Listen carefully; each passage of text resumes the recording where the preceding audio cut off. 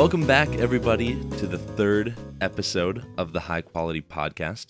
I'm your host, New Guy, yet again, and this time I'm joined by Shonic. Hello, Shonic.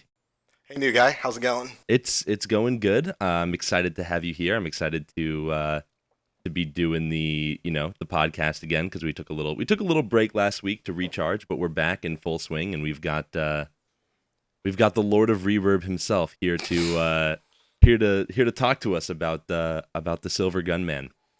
So let's just jump right into it with my favorite set of questions to ask my guests. Let's start with you in video games.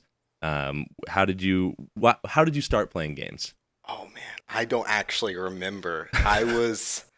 I've been doing it for as long as I remember. My parents had a Nintendo Entertainment System whenever I was super young. Super retro. So I played like Super Mario Bros., Super Mario Bros. 3, and I remember pretty vividly that I could not beat the first world. Of like classic Super Mario Bros? Of Super Mario Bros. 3. Of Super Mario Bros. 3, okay. Yeah.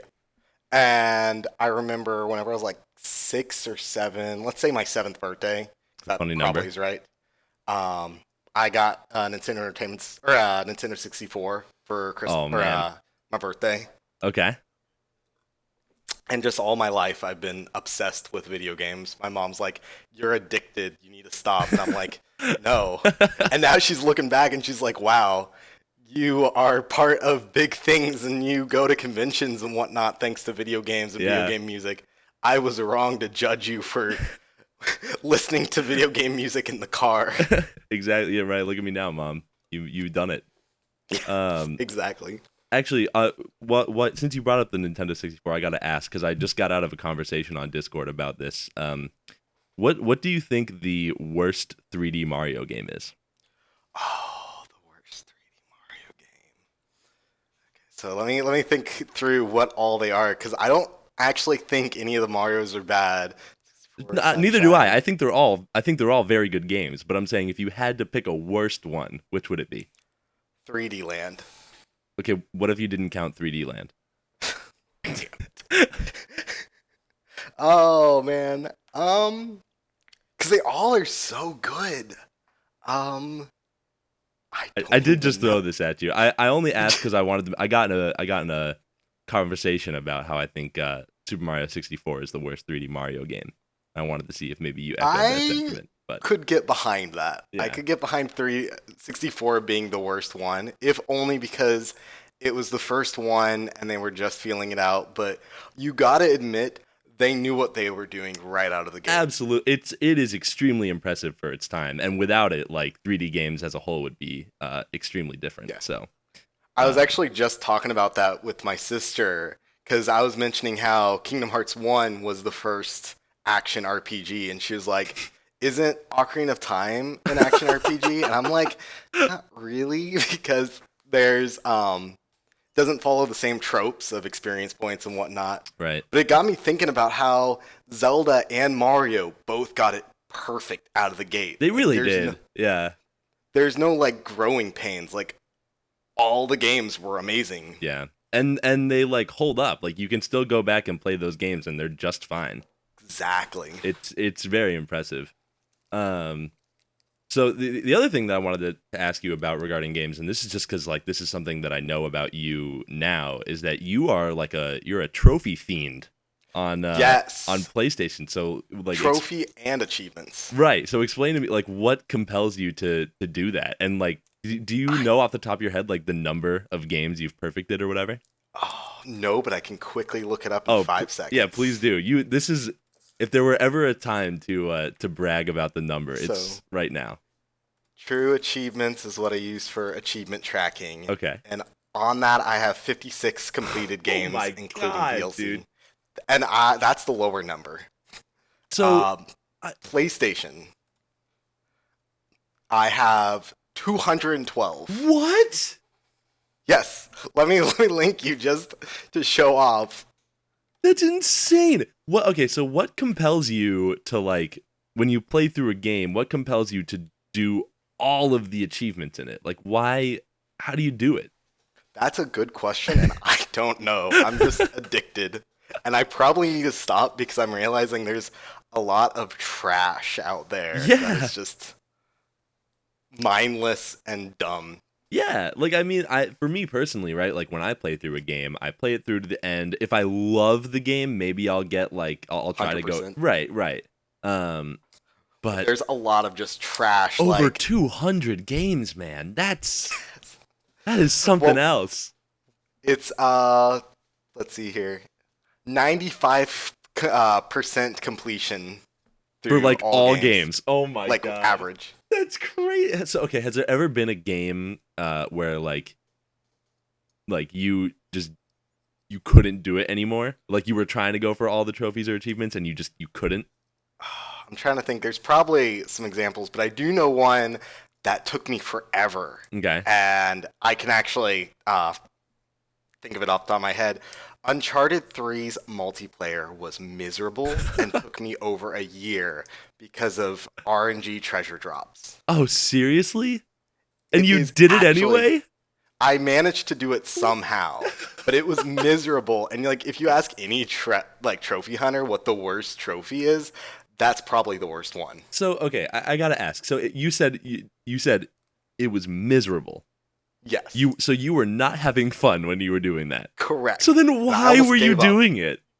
I don't know. You gotta get that trophy. You can't let the game beat you. I don't know. Oh my, that is dedication. I'm really impressed. I'm trying to only go after games now that I actually enjoy, like That's good. Persona, Kingdom Hearts. I actually just recently I went above and beyond. There's an achievement in Kingdom Hearts 3 for beating the secret boss, and one for beating a bunch of the bosses with pro codes on. Okay. But there's no difficulty requirement. I just decided to do it at level 1 crit, Oh and I just got it today. oh, congratulations.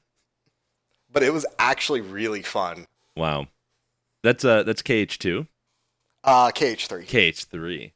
Yes. What did you think of King? So I know obviously you're a big Kingdom Hearts guy, and we'll get there when we talk about your SiVa contributions. Rips. But from other people I've talked to who are into the series, like what are your thoughts on Kingdom Hearts 3? It depends. Are you Okay. talking about the base game or the DLC? I didn't know there I'll was. start with Yeah. I'll start with the base game. So a year ago when the game came out, my opinion was Okay. It was all right, but not really that spectacular. I was a little bit let down. It really wasn't that hard, even on the hardest difficulty, and just overall, just wasn't really that engaging. Sure. And then the combat was very slow and floaty. And then about a month or two, or back in January, that's actually when it came out, the DLC came out, and they fixed the combos. They made it very flat, very fluid, very smooth. And they added in 14 super bosses that were What is a all, super boss? basically it's like an optional hard boss. Okay. So like Sephiroth in Kingdom Hearts? Of course. That's what a super boss would be. Okay. I see. So like the end of the Colosseum type deal. Yes. Gotcha. The cream of the crop. Yeah. And they are hard as like super hard, but they are all extremely fair. They're fat, like requires very fast reaction time, but nothing about it's random. It's all just a pure test of skill, and that's what I want. I don't want random bullshit. Yeah. I say as I'm an avid Mario Party player.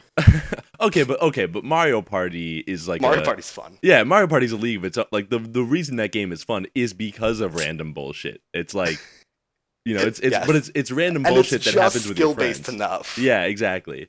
Like random bullshit in a game where it's just you, that's a piss off. But random bullshit in a game where it's your friends, where like it can happen to you or your friends, then it's a great time. And then you just randomly get a hidden block. Yeah, Did I exactly. tell you I used to money match in Mario Party? No, I did not know that, and that is the most ridiculous thing I've ever heard. How did I you? I'd go to Melee tournaments, and I had a group of friends, and we would all just put down $20 on the game. But how is that like? How could you be consistent with the winnings? By being good. Wow, Like, I would say pro Mario Hexagon Party Heat player. is super skill-based. But that's it's one so mini game. That I'm just using it as an example. But like, as an example, if you jump and someone jumps into you, Uh-huh. both will be knocked back. Right. So what you do is when they're trying to jump up on the platform, you also jump and you both get sent back. And that's something not a lot of people know about. Wow. Well, there you go, everyone. You got some Mario Party Mario Party. minigame pro tip. So okay, so to wrap this off, I want to ask: do you have a favorite video game of all time? Probably Kingdom Hearts, I guess. Not I the first don't know one. for sure. Two. Yeah, I was gonna Kingdom say Hearts 2. it'd Not the be a first one. hot take to say that KH1 is your favorite game of all time. Not JK, not, everybody. not that KH1 is like bad, but It's not bad. It's just very dated. and compared to They, KH2, it's yeah. yeah. They did Uh, not, like I said before, it was the first of its kind. They didn't really know what they were doing. yeah, yeah, definitely. Cool. So now let's pivot over to the other relevant thing, which is music. So how long have you been involved with the tunes? You said you used to listen to a lot of video game music as a kid. Yes. I listen to music. I actually, when Brawl first came out, I did a lot of video game ripping, the actual ripping of Oh, okay. songs. I used like Wii Scrubber, and I would get the BRSTMs and convert it to MP3s, and Wow. I would burn those Brawl songs onto audio discs. And so that was 2008. hmm And so I would say probably at least 2008, if not before, was whenever I was involved with music. Right. As far as actual music theory and whatnot goes, Uh-huh. it was April 2016. Oh, really? So you had not been involved in any sort of like playing or making of music until Correct. SiVa. SiVa was my first experience outside of like elementary school piano lessons, but those don't really No, count. yeah. Learning how to play Mary Had a Little Lamb, and you're like, oh, white keys. Playing what's that song called that's like that's the one I always knew. I forget what Oh, it's I think I know called. what you're talking about. First, I didn't know. I do know what you're talking about, but I don't know the song. Yeah, my pitch was that was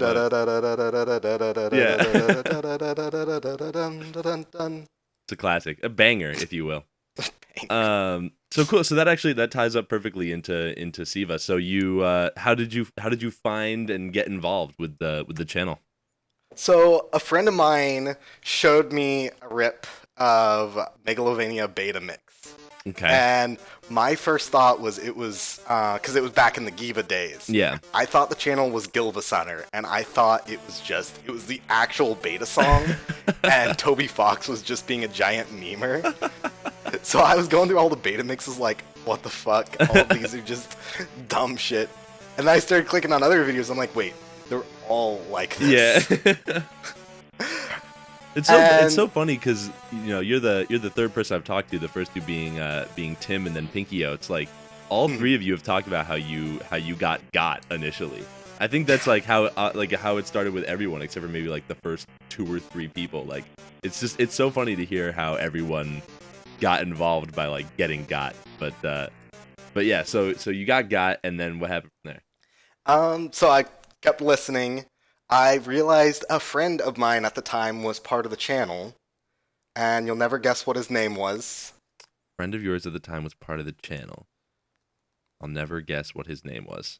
I mean, there's so many people, I won't actually guess it. It was Tim. Oh. It was Tim. I realized he was a part of the channel, and a friend of mine, the same one who showed me that, was like, oh, they should upload F-Zero Silence, but the track is just complete silence. You mean Mute City? Or no, is it called No, Silence? You're right, there is a called track called Silence. Right. Yeah. And I sent that to Tim, and he uploaded that. And I saw how well received that was. I'm like, holy shit, I could be making stuff like this. It's a work of art. Yeah. And so then I messaged the channel's Twitter and was just like, hey, I'm going to try and submit something, so make sure no one else steals this or whatever. And I had really grand visions that never came about. But I just randomly got a Discord invite with that one DM saying, hey, I got an idea, not even mentioning what the idea was. So you became a member of the channel with one rip, and that rip was Silence F-Zero? Yes. That's extremely impressive. Honestly, I commend you on that. Is I could not be farther Yes. from how things are today. That's hilarious. It was very different times Yeah. because I don't know if anyone has mentioned about the whole GG and guest server and whatnot. People have talked about like Gangnam Goons. Okay. Yeah. So that was right around the time that Giba Center Guests was created. And so I got invited to Guests because that was the new thing. And Gangnam Okay. Goons was still the main server. Gotcha. Actually, I didn't know about Givas on our guests. I'd never heard of that. Yes. It eventually became Rippers. Gotcha. As we know it. Mm-hmm. Wow. And so I just was like, I just got invited and I'm like, holy shit, all these people here who I recognize. Because like I saw a bunch of the backroom people who I'd heard about before. Like I remember Zvari was the Space Corps thing. Uh-huh. I'm trying to think of who else I recognized. But like it was a bunch of things that I just looked up to and whatnot. Yeah, definitely. And so my first rip was going to be Pokemon, what is it? The Gen 3, whatever that's called. Ruby Sapphire. And with the horns. Yeah. With the horns. With the horns. And I was going to do Big Band from Skullgirls, and I was going to play a rip turned into something. Mm-hmm. And I had no idea what I was doing. And I was going to like try and TAS it, but I had no idea how to TAS. And I was going to try and record the actual sounds and put that into FL Studio, and I realized I don't know what I'm doing. So eventually I just turned the song into John Cena, and it was really out of key, and that got uploaded on the channel. It was horrible. Oh my god. Wow. So you your first So two rips was just literal silence and then off-key John Cena. Dude, I gotta say, your resume at the time was very impressive. Very impressive. And then I think I went on to make Epic Chain of Memories, but did not upload that because I realized how garbage that was. Oh my god. So at what point did you actually start to make, quote unquote legit rips? Yeah. It was with Kingdom Hearts. I figured, yeah. This was not really that good because it was still kind of out of key. I didn't know what key was to begin with. I still don't, to be fair. So. But I can't remember exactly what was going on, but I think someone was mentioning about how they didn't have the final mix song because I was like, oh shit. I did I used a translation patch once for final mix, so I can use that in reverse to extract the files. Let me grab the files, convert them into MIDIs and sound fonts, and make a collection. And I was the first person ever to think of that, so I made that collection. And I made a rip of The Other Promise, and I turned that into the Flintstones. Wow. And since then, you've made a lot of Kingdom Hearts Flintstones. I realized that the only rips that I make that were good were Kingdom Hearts. I just like that like orchestrated sound. Yeah. It's cool that it's all sequenced. Like it makes it easy to work with. So honestly, I kind of wish that the newer games were still sequenced just so I could make rips of them. What about like the DS ones? Are those soundtracks like not as good? They are not as good. I pretty much ripped all the songs that I wanted to from the series. Because the DS ones just kind of reuse the PS2 games. There's not really any new songs. Yeah. There's like Shion's theme, I guess, and that's about it. Gotcha. So, well, and I mean, I get obviously the KH3 is not sequenced. Yeah. Or sequenced. Right. I wish. Yeah, that'd be. Well, there is that. I don't know. There's one rip. I don't know why I like it so much, but it really is like one of my favorites. It's a rip of I think it's the battle theme from Kingdom Hearts 3, but it's an arrangement in the like MM2 Wood MIDI sound. You know what I'm talking about? I think so. Was it part of the Woodman Fusion collab? I don't think it was part of the collab itself. I think it's its own rip. Gotcha. I think it's called like Wave of Darkness, Kingdom Hearts 3. Oh yeah, Wave of Darkness. Yeah. I know the one you're talking about. Yeah. I did not make that one. Okay. I do know the one you're talking about. Yeah, that rip is really cool. So I like to see stuff like that where people still make rips of games that aren't sequenced, but instead they like arrange it in something else or melody injections or whatever the Yeah. technological terms are. So yeah, I cool. tried to I tried to do something like that, only it wasn't actually the song remotely.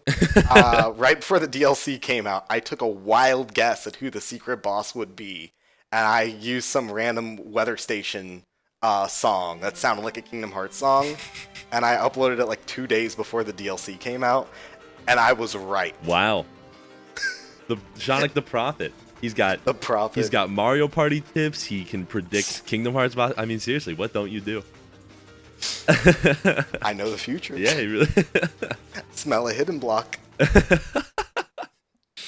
Awesome. So that now we're you're in SiVa. You're doing your thing. So let's talk. So you've been a part of it obviously since like you said April 2016. March. I was wrong. It was March. Now I'm thinking about it. March 2016. Because I remember the April Fool's joke of us ending the channel for one day. Oh, that happened. I didn't know that happened in 2016. Yeah. That happened, and then like a week later, the channel got right. shut No, I down. did know that because it actually got taken down. And then we became SiVa. Oh man. So in the wow, so it's been over 4 years. Yeah. That's insane. So over the course of those 4 years, do you have a particular rip or maybe like couple of rips that are like the ones you're most proud of, or the ones that you come back to the most? Like, wow, I really like that I made this. Probably it depends. Is it individual rip, or can it be one that like was made with a group of people? It can be whatever you want, just like your favorite thing that you've worked on. So probably my favorite was Wolverine's theme. Okay, cool. So explain to me everything about Wolverine's theme, because that rip, that video is, I mean, it's beyond Different. it's beyond words. I don't even know how to describe it. So tell me all about it, please. There's do you know who Rockcock64 is? I From know the Best Gamers. I know them by name, and I know that I actually remember you like being excited to meet them at Magfest. Yeah. But I don't know anything else about them. So there is a group. There's like videos online of like reviews by this thing called the Best Gamers, Mm-hmm. and essentially it was like a satire. Oh, Call of Duty's the best. Everything else sucks. Fuck indie games. Okay. And Rockcock64 was one of them. He was one of the big ones. And essentially, Wolverine's theme, or SiIvaGunners, was basically a parody on that, a parody of a parody. Gotcha. Basically trying to remake those types of videos. They're probably from like 2011, if I had to guess. Okay. And essentially, it was just fuck Undertale. Undertale is the worst game. Toby Fox doesn't know how to make music. All he knows how to do is make 3 songs. Graphics look stupid. Just really dumb shit like that. So why Wolverine's theme? Because the intro song of The Best Gamers was Wolverine's theme. Ah, okay. So it starts out with the intro, but as just the thumbnail, and then it transitions into The Best Gamers or SiIvaGunners. Gotcha. And I saw in the comments that that Rockcock64 actually like saw and gave it attention. I went crazy whenever I saw that. It's like, I didn't send it to him. No one did. He just naturally found it. I remember I was walking in, I was playing Yu-Gi-Oh! Competitively at the time, and so I was walking into locals, and I probably made the dumbest face whenever I saw that. Just like the biggest smirk. Mm-hmm. Yeah. Because that just came out of nowhere. Those types of moments are always super cool when like when you get acknowledged by, whoever you're sort of mimicking or copying or whatever. Yeah. So what in particular about that rip made it stand out so much to you? Just, it's really funny. Like, it's hard to make something I was a part of make me laugh, but that in general, I think we did just such an amazing job with it. Yeah, that's awesome.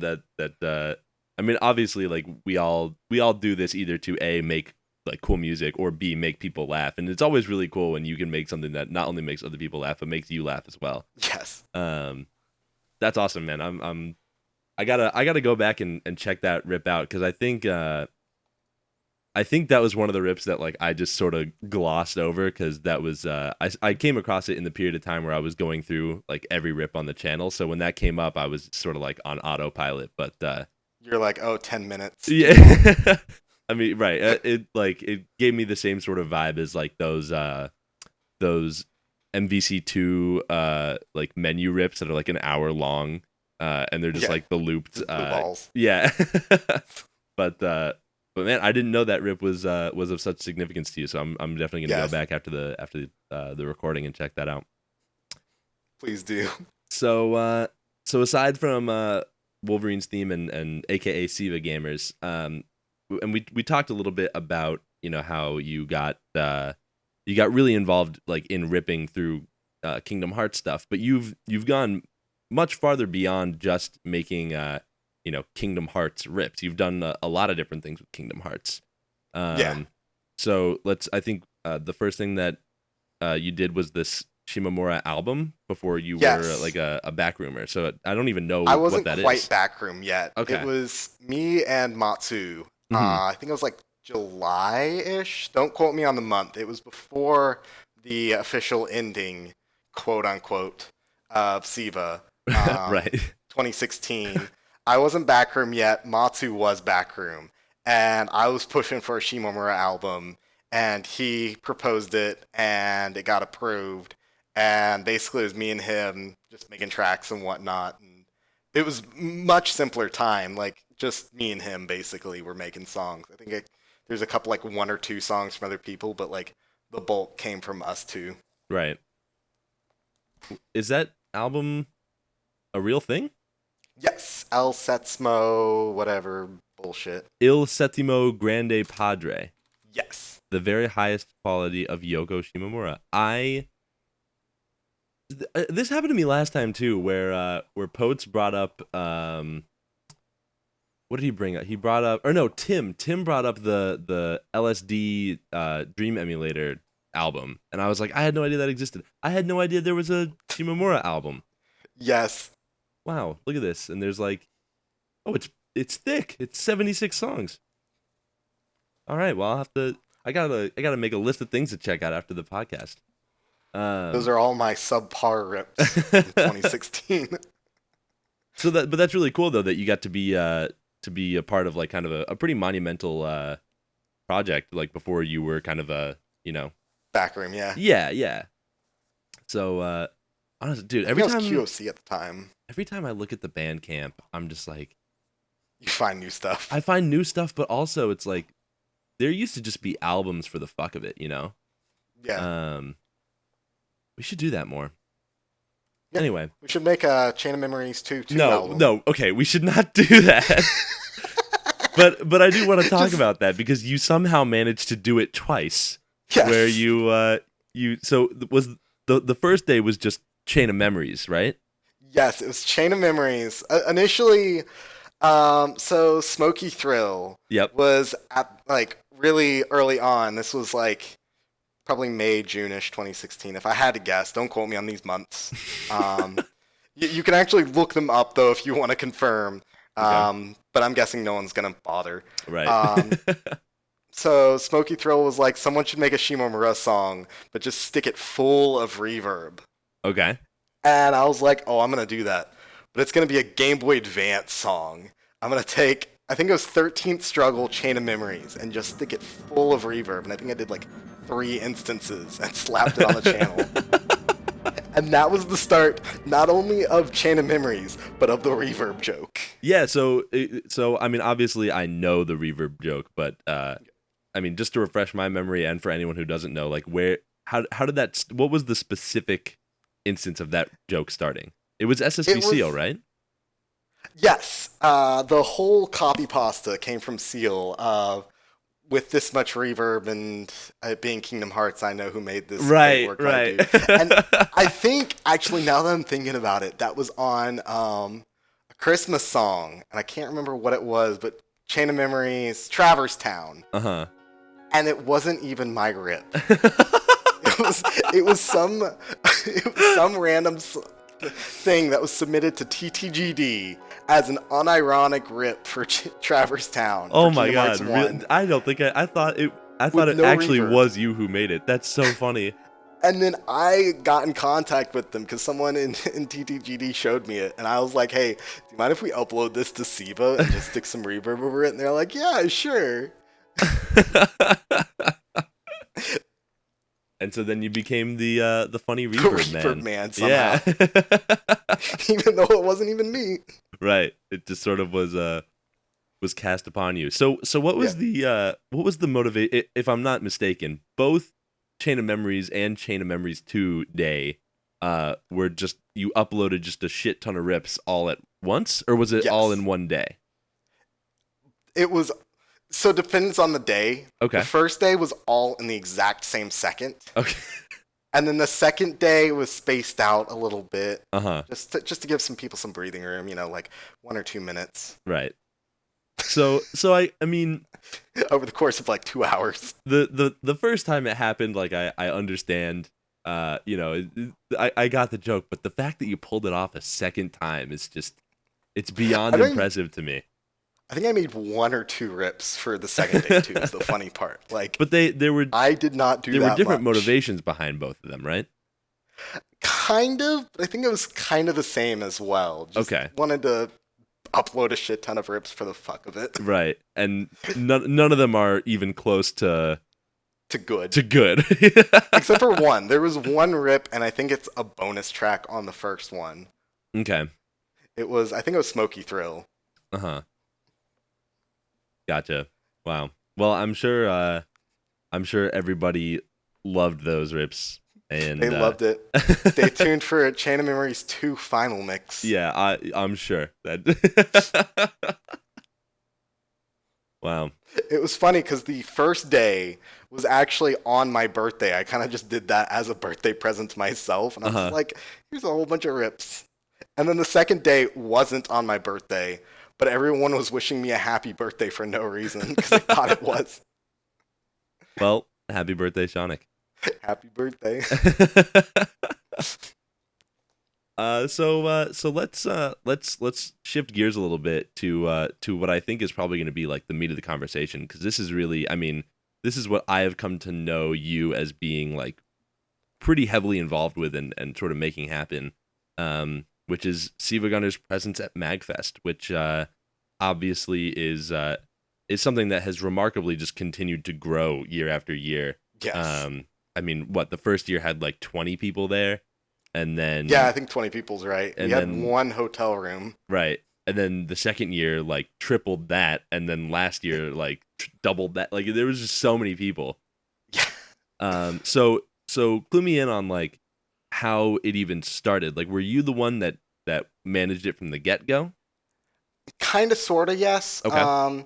We were actually invited in, I think, 2017 for that Magfest, Mhm. but we never actually got back with them. And Whoa, I wait, remember wait. You were invited to like Magfest 2017. Yes. So SiIva had only been alive for like not even like just half a year, Yeah. and yet that's really impressive. I didn't know that. Yeah. And because we don't really manage the email, especially back then, it kind of went unanswered, but it was something that we saw, and we were like, okay, we probably should do this because it sounds cool as hell. Yeah. Because we wanted to do like a backroom meetup, Yeah. and we ended up saying yes for 2018, but like no one really did anything. And so I kind of just stepped up, and I'm like, hey, I'll take care of what needs to happen because I want this to happen. Yeah. And I did all the communications and whatnot, got it all set up. We did an album, and I did probably 90% of the uploading. Mm-hmm. What else was there for year one? There's the panel. And I think that was it for year one. So 2018. And so you stepping up was just like purely just like volunteer. You're just like, I'm gonna get it done and make it happen. Because I wanted it to happen so badly. Right. So I mean, really, like anyone who has gone to Magfest, because of SiIva or for SiIva, you're pretty much the guy to thank for for getting that in order. Yes. Me and other people. It Well, of wasn't course. just me. Right.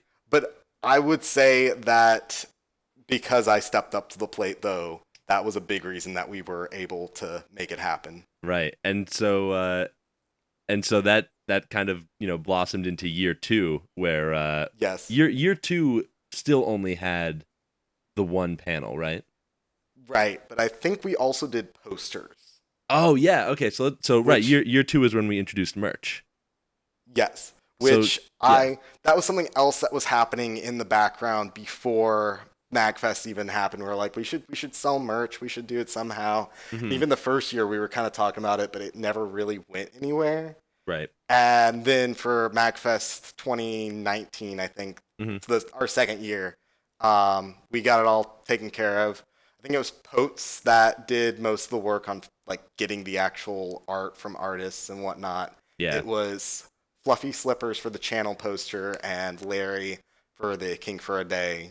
Right. And Both of which then are we incredible posters, by the way. Like those are all the posters are incredible. they look All of so our good. merch. Yeah, all the merch is actually like I'm a little bit biased, but no. I mean, yeah, definitely we're a little biased, but I think just when you take a step back and you think about like what SiIvaGunner is and how it started, and now it's a it's like dumb meme channel. right, but We've like somehow managed to turn it into this huge right. thing. Like, if you had asked me back in 2016 when I first saw that rip, that, oh yeah, they're going to be going to MagFest and selling merch and doing all this stuff and have over 300K subs, it's Yeah. like, no. They're gonna have 50K subs max, and that's where they're gonna peak. Right. So So the posters happened, and as a channel, we did not have any actual funds. mhm. And I had been working some internships. So I actually, and this could have been a huge mistake, I decided to just drop $1,000 out of my own pocket to buy posters. Wait, so that's what you meant by poster fund? That's like you funded the posters?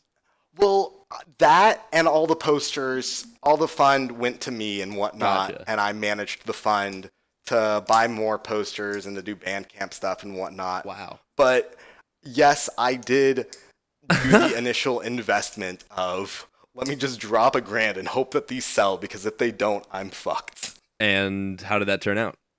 It turned out pretty okay. Okay. Initially at Magfest, the big problem was I ordered too many posters. Yeah. I ordered like 500 of each, and we sold maybe. Don't quote me on these numbers. I'm making them up in my head from what I remember. We sold maybe like 50 to 100 at Magfest. Okay. It was enough to break even, which I was happy about. Yeah, that's good. But we didn't actually make a profit at Magfest. Right. So then, like a couple months later, I don't remember the exact timeline. We were like, okay, we should actually sell these on Bandcamp. Initially, I wanted them to be Magfest exclusive, but since we only went through like 10 to 20% of our stock, there's no Right. reason to have them laying around. Right. And so those two posters in particular are actually still up on the Bandcamp for Yes. $20 each. So I'll put the link in the description, although I'm pretty sure if you're listening to this podcast, you have almost definitely been clued into the existence of the posters. But still, they are really super cool, and they're still up for grabs. Yep. So merch was definitely a big development of Magfest 2, but I think the biggest of all things of Magfest 2, which really, I mean, the fact that it happened actually at Magfest was remarkable in and of itself, is that the channel disappeared. Yes. Oh my gosh, that was the same time frame. It was that exact one. That was second. Yep. So we kind of knew about it because we were doing that whole Grinch event, Right. and our like midway through we lost the ability to upload due to copyright strikes, Right. and so we were trying to manage that in the background. Fast forward to Magfest, I was in line to meet with Dwango AC, the Taskbot guy. Okay. And I was talking to one of the autograph staff to prepare for our session, and someone in line, I think either in front of me or behind me, I can't remember which direction, was asking about SiIva, and I'm like, oh, let me show you. We post high quality rips. Let me show you one. And I started getting authentication errors, and I was like, what the fuck is going on? I was troubleshooting, and eventually I signed out of SiIva, and whenever I signed back into my normal account, it wouldn't let me back into SiIva. And the guy who was next to me that I was telling you this about, he looked up the video on his phone. He's like, I think your video got copyright claimed. I'm like, that's not the video. That's the fucking channel. And I just had like, for the first time probably in my life, I had like a legitimate like panic attack stress, like through tears.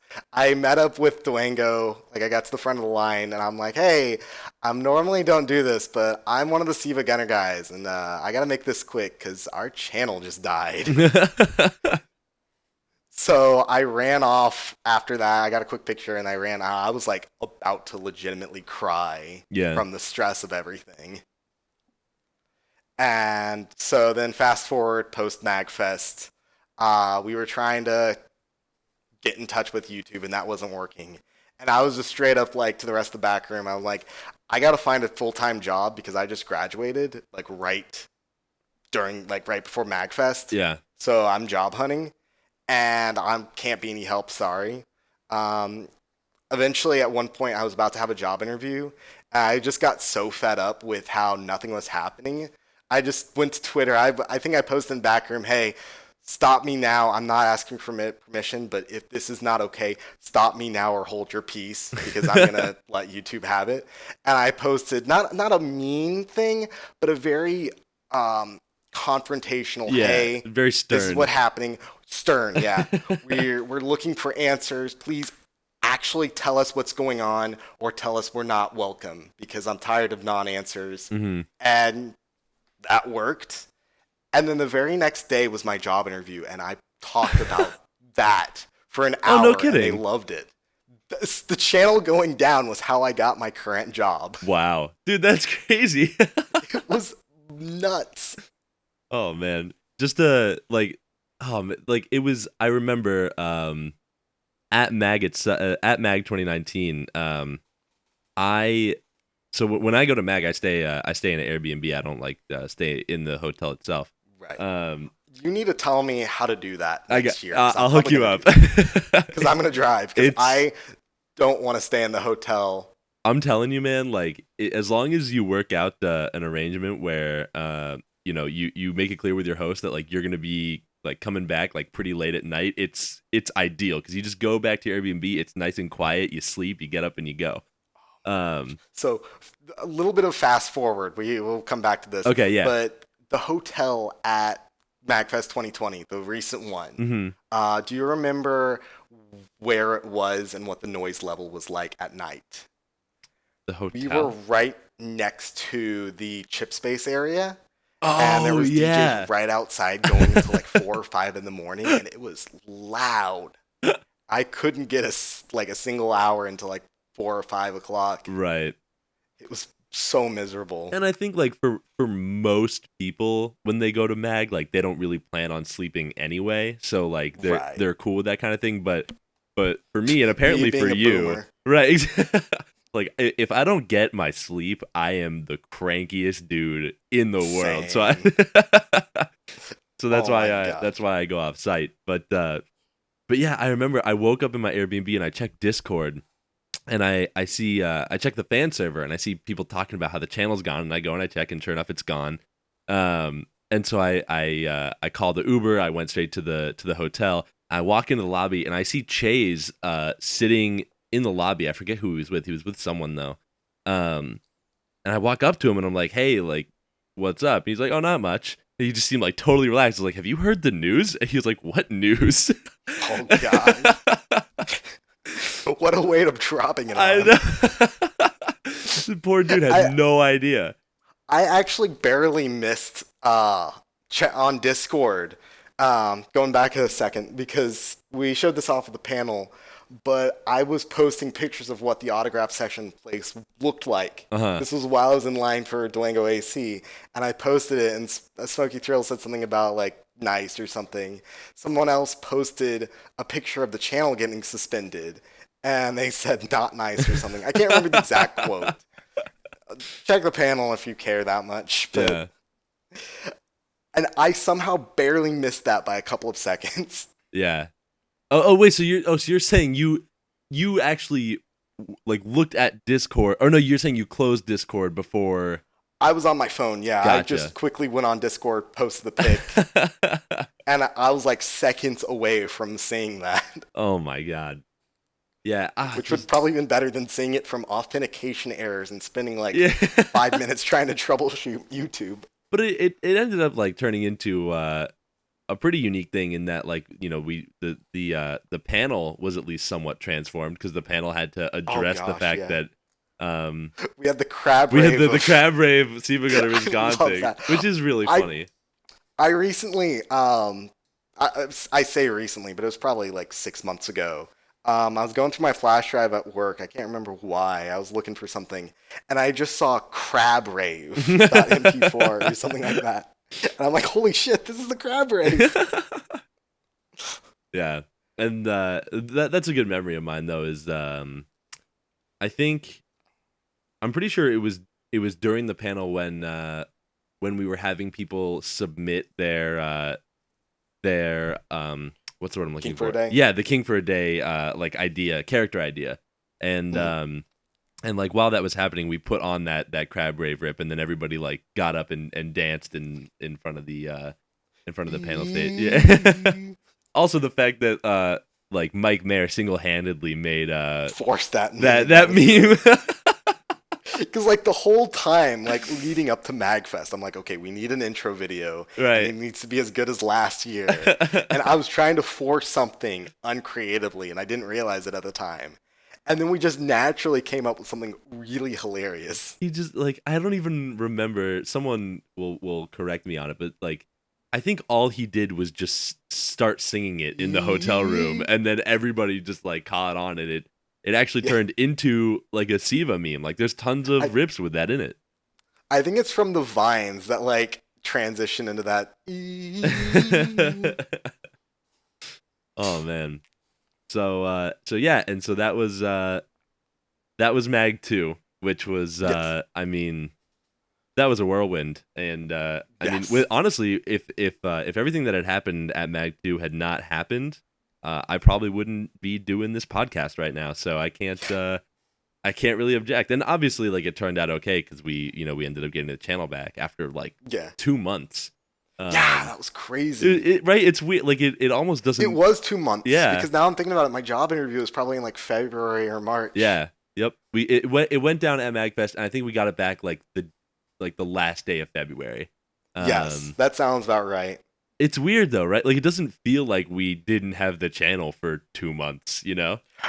I feel like we didn't just because I got really antsy, Right. which I'm starting to feel that way with our Twitter, not gonna lie. Oh, dude. Oh, that I don't know who to yell at though, is the problem. We're trying, right? But like nobody's. Yeah. Like I can't just tweet a really stern thing at Twitter support saying, "Hey, give us back our account or give us some answer," Right. because they won't answer. Yeah. Beep boop pillow. Twitter machine go brr. But yeah. So I mean, Mag 2 is just a collection of great stories, and like all in all, I'm glad that everything happened because obviously everything turned out okay, and it's fun to look back on. So then right, naturally the last step is Mag 3, which was, I mean, just Even bigger. just bigger and better than both the previous Magfests combined. I mean, we doubled the amount of panels with 2 panels, and we had a rave. So tell me a bit about like just the you're playing a part in orchestrating that entire thing because it all went super well. Yes. So initially, we were asked when to come back that we needed to do 2 panels, Mm-hmm. and as well as that, we kind of wanted to do like some sort of like performance because I know before we really wanted to be on the performing stage. Yeah. Like even back once we saw the stage in year one, we were like, holy shit, we should do that. Yeah. But we don't play music. We don't play instruments. We just play MP3s and MIDIs. Right. And it was a lot of different people. I was kind of starting to take a backseat role on actual like production outside of one of the panels just because of the load, and I was starting my full-time job. Hmm. I think it was Zach, and I'm probably missing a whole bunch of people to credit on a lot of other things for the rave. You did a lot for the rave. I did. Yes. I think. Yeah. It was the rave was me, Chwanko, Zach, and Crypt Trick. It was the four of us. Gotcha. And then the Make a Rip panel, I basically just said, okay, I can't do this, so I'm going to let the people who can be panelists, you guys figure this out. Yeah. Which went really well. Yes, it did go very well. Mm-hmm. I kind of regret that I missed a couple of it. I was very sick during Magfest, Mm-hmm. and I left for a brief moment to blow my nose, and then I realized, holy shit, I didn't shampoo in the shower. So I ran upstairs, took a quick shower to shampoo because I didn't want to look like shit for the next panel. Right. And came back down. I pretty much missed most of it. I came back to Tim playing Jerry Temporary. I mean, hey, at least you got to be there for that. I slept through the entire thing, so. Oh, gosh. But And yeah. then there was the final panel, which was basically... I'm trying to remember now because it's been so long. I think it was just kind of a year in review. Yeah, it kind of was. And yeah, it was a year in review. And then we also sold a new poster, the King for a Day 2 poster. Mm-hmm. And oh yeah, we also did all the charms and whatnot. The charms and the busts. The bust. Oh yeah, yes, dude, I remember. My charm has a poggers on it, and I treasure it very deeply. I think mine's just a vanilla one, but it's still very cool. Mm-hmm. Yeah, no, they're awesome. They're so good. Yeah. Oh my gosh. Yeah. So, I mean, like, first of all, I mean, huge thank you to you for like orchestrating that whole thing and putting that all together. Because I think pretty much everyone agrees that this past Magfest was like the best one by far. The best. Yes. Just the rave itself was like. The rave was so amazing. Oh my gosh, that was probably my favorite part. Oh to be honest. and that like it's funny that you bring up like wanting to be on the main stage because that is like 1000% my like highest priority goal for next year's Magfest. Like I want us on that main stage. I think that would be so hype. That would be so amazing. And I think like I mean not to like toot our own horn, but I think it's achievable because if you like, there were so many people at the rave compared to how many people attended like the other performances, on that stage. Like we filled up. It was like we were like beyond capacity. We had they had to tell us day one. Yeah. That was that Thursday or Friday? It was Thursday because Friday was our panel. Yes, it was Thursday. Mm-hmm. Which means that our stuff was really early, which means that's when people aren't there yet. Yeah. And we still packed. We still filled it up, yeah. So, I do wonder, this is a little bit off topic.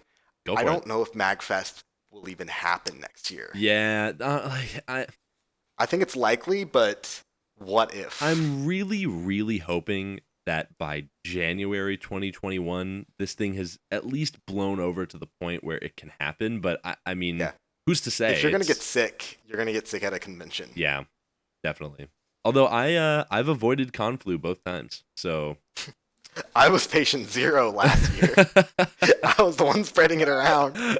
I got sick like a week before it. I'm like, oh fuck, this fucking sucks. Wow. Well, I think that about does it for everything that I had on the topic sheet. I guess we can use this time as just as a fun time to just talk about you in general and like what you like long walks on the beach. Yeah, this can be your what are those called? Like like a e-dating profile. You can E-dating. Please date me. That feeling no GF. But and I don't know if this is something you want to talk about. If it's not, we can just like cut it right out. But you keep alluding to like a full-time job. Like I don't need to. You don't need to say like the company, but what do you do? So I'm a network engineer, Cool. which is fantastic right now because people have networks, Yeah. and even through all of this, it goes down. I won't really say who I work for, obviously, Reasonable. because I don't want to get Yeah. doxxed.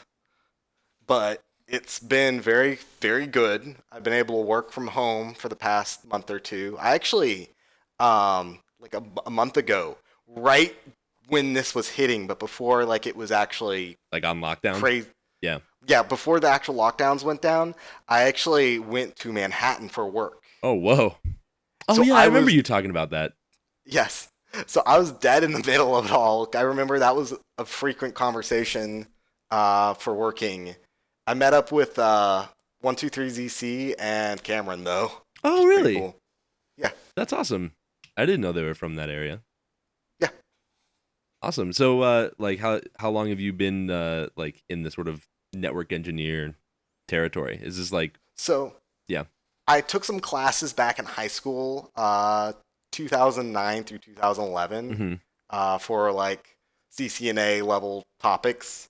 And since then, I pretty much realized, hey, this is what I kind of want to do. Cool. So then I went to college, and I've been working this role since July. And my job interview obviously was like February-ish because that was when the channel came back. Gotcha. And so I guess sort of on that note, you're a full-time man. One of I don't want to say Yes. one of the few, but I would say I'm out of most people involved in the channel, I think you're sort of on like the upper echelon of like actually having like working a a job. career. Yeah. Yes. Which, Um, in all fairness, most of the people there are of the age of like right. college. Of course, yeah. So But I'm just extra old. I'm a boomer. so what does so what does that sort of spell in terms for, your involvement with the channel going forward? Are you still gonna make some rips every now and again, or are you just sort of like tangentially involved? I'm probably going to be more tangentially. Hmm. I know, right during and after Magfest, I kind of announced, hey, I'm stepping down as a manager. Hmm. I'm still like in a backroom-esque role, Right. but I don't plan on, for example, next year Magfest, I'm probably not going to do jack shit. Uh-huh. I'm probably just going to come. I'm going to bring the cardboard cutout. I'm looking at it right Oh, now. you've got it. Yes, it's sitting in the middle of my living room. And I've not moved it since Magfest, and it's in my way. We forgot to bring that up, but like that was like the funniest part of the entire rave is that we have this giant. Well, how tall is it? It's like 6 feet, right? Yeah, probably 6 feet. Hold up. I'm gonna measure myself to it. I'm gonna set down my headset. Well, I'll fill it in while he goes into it. We had this giant. I'll get a picture of it too up on the screen. There's like this giant 6 foot tall SiIva cardboard cutout. So it's probably a solid foot taller than me. So I would say about 7 feet. Yeah, and it's just like, and he's doing the little like DJ record spin DJ. pose. Oh, it's Yes. so funny. That was Hugel Dude's art. Yeah. Oh wait, he made that complete He art. made it because it was driving me insane because we were like 2 weeks-ish before the convention. Uh-huh. And I was like, okay, I need this image so we can get it ordered. Otherwise, it's not going to get here in time. And he managed to get it to me, though, and we got it, obviously, no Yeah. sweat. Yeah. Managed to do the free shipping. Yeah. Oh, it was just like it was so fun because we at one point we like set it up on like the balcony of the room so that like Yes. DJ SiIva was just, like looking down at everybody walking by. Oh man, it's like just And fun shit like that is like why I'm just so happy to be a part of this. we brought it to both panels, I'm pretty sure. Yep. Or at least one. And we also brought it to the autograph session. I remember you brought it to the main panel and at the start of it you like held the microphone up to it and Yes. it like you had the I'm trying to remember who, but I initially did not know, or at least I didn't remember that. And someone was like, Shonic, pull the microphone up to the thing. So I can't take credit for that. Oh man. So yeah, well, I mean, I'm glad that that even though you you are a fully functional adult, that you're sticking around in this community. Obviously, Yes. we loved having you here, Thank and you. I love being here. yeah, no, it's really great. So so yeah, I think that about does it. We're coming up on an hour. So Shonic, unless you had any other topics you wanted to talk about or brag about, now is the time. I got a high achievement and trophy count. we We went over already that went at over this that. time. Awesome. That's all I do with my life.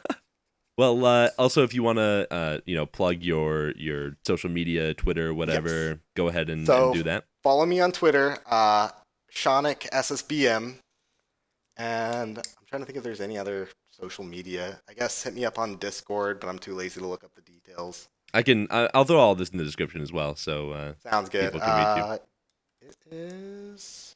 Fuck off. Let me see it. It won't let me see it. Fuck it. Look in the description. It's hidden. It just shows the name, but not the number. Yeah, I'll hook it up. Sounds good. Awesome. Well, thank you so much for joining me today. This was a lot of fun. Thank you. And No problem. and as for everyone else, I hope you enjoyed the episode, and we'll be back next week for some more. So we'll see you then.